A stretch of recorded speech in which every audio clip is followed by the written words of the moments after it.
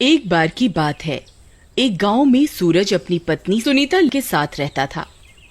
उसकी सरकारी नौकरी होने की वजह से उसका ट्रांसफर दिल्ली शहर में हो जाता है। तो वह अपना सारा बोरिया बिस्तर बांधकर शहर आ जाता है और एक बिल्डिंग के 10वें माले पर एक फ्लोर किराए पर लेकर रहने लगता है। अजी, ये घर तो बहुत सुंदर है जी, मजा ही आ गया। इस घर में तो लिफ्ट भी है जी, मैं तो दिन में 10 बार लिफ्ट में झूले खाऊंगी। ऐसे ही कुछ दिन बीत जाते हैं।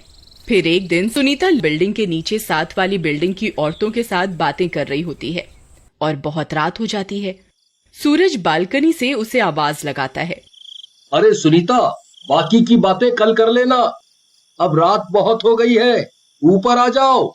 फिर सुनीता लिफ्ट की ओर जाती है और दरवाजा खोलकर लिफ्ट में घुस जाती है। फिर जैसे ही वो 10 नंबर दबाती है तो वह बटन काम नहीं करता। अरे, इस 10 नंबर के बटन को क्या हो गया? ये काम क्यों नहीं कर रहा? तभी अचानक से लिफ्ट की लाइट खुद ब खुद बंद और चालू होने लगती है और लिफ्ट में किसी के रोने की आवाज आने लगती है।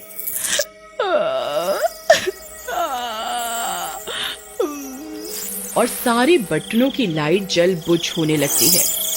अरे अरे, ये क्या? ये कौन रो रहा है? और ये बटन खुद ब खुद क्यों जल बुझ रहे हैं?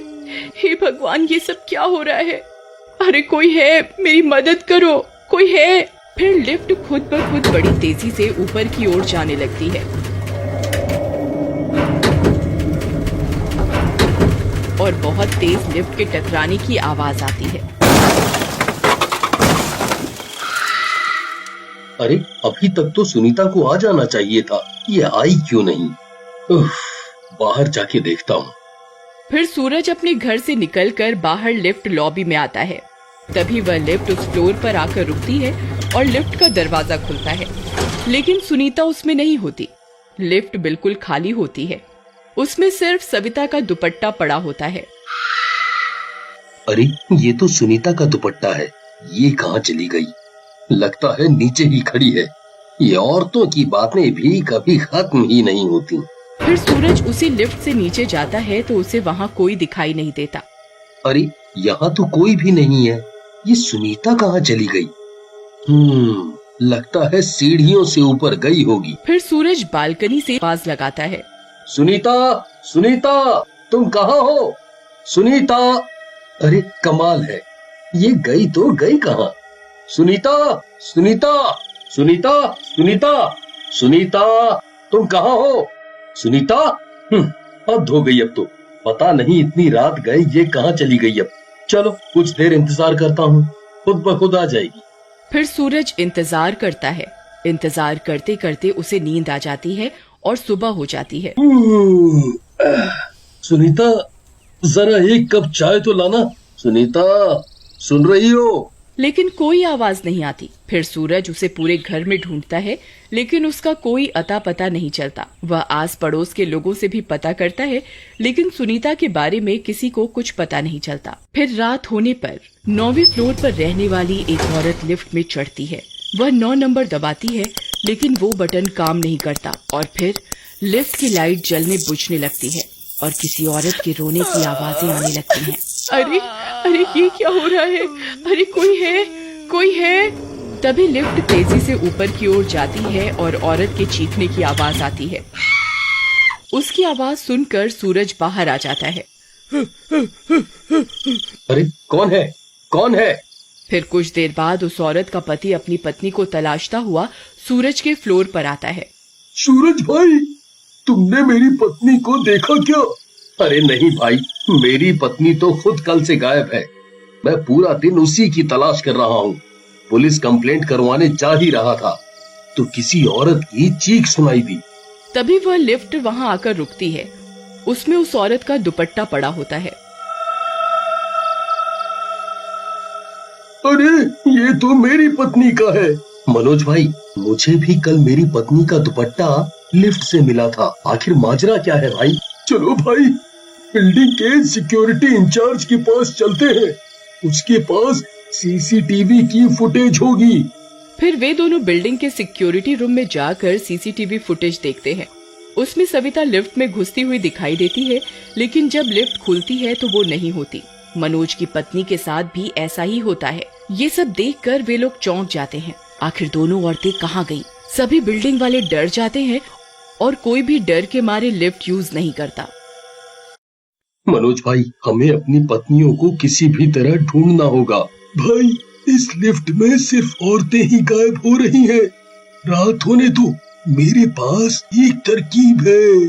फिर रात होते ही मनोज और सूरज अपनी अपनी पत्नियों के कपड़े पहनकर औरतों का भेष बदल लेते हैं और लिफ्ट में चढ़ जाते हैं। मनोज भाई, ये लिफ्ट सिर्फ औरतों को ही अपना शिकार बना रही है और तुमने ये औरतों के कपड़े पहन लिए हैं।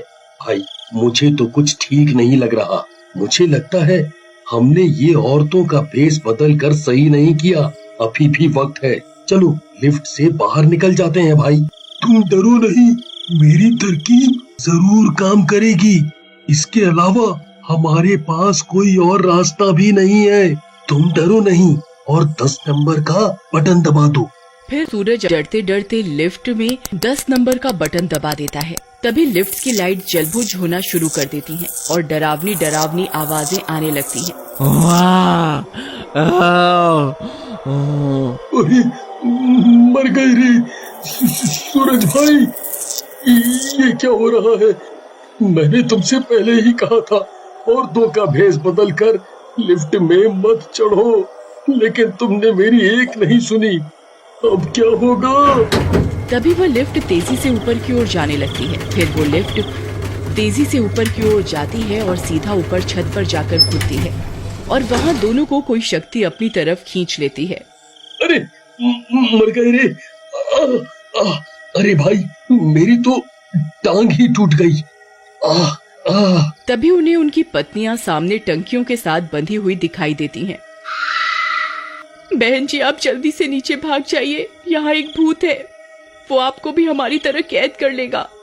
अरे सुनीता, ये मैं हूँ, देखो मैं। अजी आप, ये आप हैं? अजी आप आ गए, जल्दी से हमें आजाद करवाइए, नहीं कहीं वो शैतान ना आ जाए। फिर वे दोनों अपनी पत्नियों को आजाद करवाते हैं। तभी वह शैतान वहां आ जाता है। कौन हो तुम दोनों? जल्दी से अपना नाम बताओ। जी, मेरा नाम कविता है। जी, मेरा नाम रश्मि है। क्या तुम में से किसी का नाम निर्मला नहीं है? जी नहीं, हम में से किसी का नाम निर्मला नहीं है। भाई, लगता है इसे किसी निर्मला नाम की औरत की तलाश है। जब तक मेरा मकसद पूरा नहीं होता, तुम चारों यहीं मेरी कैद में रहोगी। तभी सूरज बजरंगबली का लॉकेट अपने गले से निकाल लेता है। ये क्या कर रहा है? इसे पीछे हटा ले। नहीं नहीं नहीं, इसे पीछे हटा ले, पीछे हटा ले। बता, तू औरतों के साथ ऐसा क्यों कर रहा है? नहीं तो तुझे जलाकर राख कर दूंगा। बताता हूँ, इस लॉकेट को दूर करो। बताता हूँ, हमने भी इस बिल्डिंग में फ्लोर खरीदा था, लेकिन इस बिल्डिंग के बिल्डर ने हमारे साथ धोखा किया। हमसे पूरे पैसे ले लिए और हमें हमारा मकान नहीं दिया। इस सदमे को मेरी पत्नी सहन नहीं कर पाई और उसने इसी छत से कूदकर अपनी जान दे दी। उसके बिना मैं नहीं रह पाया। अब मैं उस बिल्डर की पत्नी को भी यहीं से नीचे फेंक कर अपनी पत्नी की मौत का बदला लूंगा। वो इसी बिल्डिंग में रहती है, मुझे उसी की तलाश है। देखो, हम समझते हैं तुम्हारे साथ गलत हुआ है, लेकिन उसकी पत्नी की जान लेने से तुम्हें क्या फायदा होगा? हम उस बिल्डर की शिकायत पूरी सोसाइटी और पुलिस से करेंगे और तुम्हें जल्दी से जल्दी इंसाफ दिलवाएंगे। ठीक है, मैं भी थक चुका हूँ। अगर तुम कहते हो तो मैं तुम पे विश्वास करता हूँ। अब मुझे मुक्ति दिलवा दो, मुझे भी अपनी पत्नी के पास भेज दो, मुझे मुक्ति दिलवा दो। फिर सूरज बजरंगबली का लॉकेट उसके सामने करता है। हे बजरंग बली, आपकी जय हो, आपकी जय हो। और इतना बोलकर उस शैतान को मुक्ति मिल जाती। फिर वे चारों बिल्डिंग के सारे लोगों को अपने साथ लेकर उस बिल्डर के घर पहुंच जाते हैं और उस पर दबाव डालते हैं ताकि वह उनका घर उसे लौटा दे। बिल्डर भी उस भूत की कहानी और सीसीटीवी की फुटेज देखकर डर जाता है और उस भूत का मकान लोगों को सौंप देता है। मनोज भाई, अब हम इस मकान का क्या करें?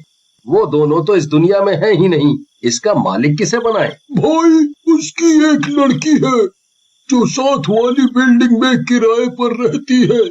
हम ये मकान उसके नाम कर देते हैं। उस बेचारी को भी अपना मकान मिल जाएगा और उन दोनों की आत्मा को शांति मिल जाएगी। फिर वे सब लोग उस मकान की चाबी उस लड़की को सौंप देते हैं और सभी बिल्डिंग वाले हंसी खुशी रहने लगते हैं।